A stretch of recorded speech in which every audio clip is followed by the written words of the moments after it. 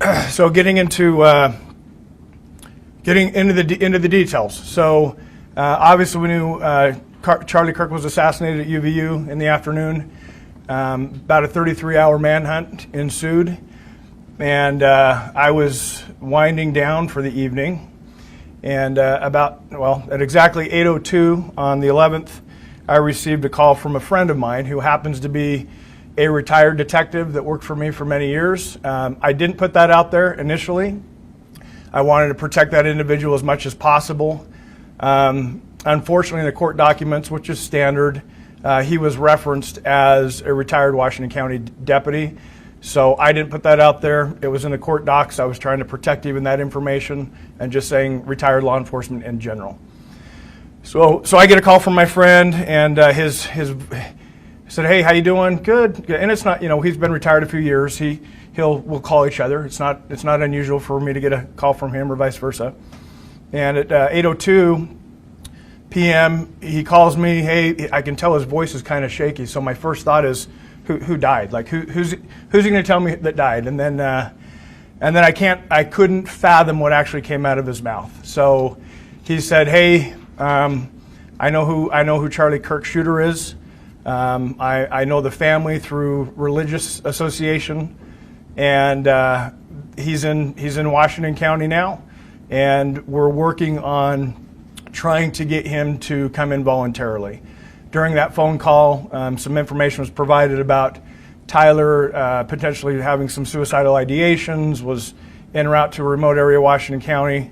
The parents convinced him not to do that, and conveyed that they would stand by him and help him surrender peacefully. So at that point, that phone call was 1 minute and 41 seconds.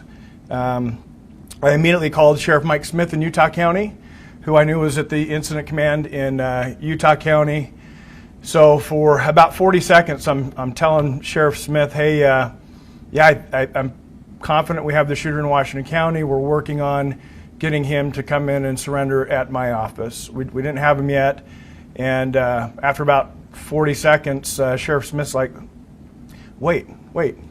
What are you talking about?" So he was shocked, as I was, to hear the news. And so I repeated myself. He said, "How credible is it?" I said, "I trust this guy that called me with my life, and I think it's time you need to get your people, the lead investigators, headed to Washington County." Within the hour, my friend drove Tyler and his parents to my office, where he was greeted by plainclothes detectives. So that was part of the deal. Is Tyler knew it was just inevitable with all the law enforcement pressure that his picture in the news, the gun on the news. He knew it was inevitable that he would be caught. He was fearful of a SWAT team hit on his house, or he was fearful of being shot by law enforcement.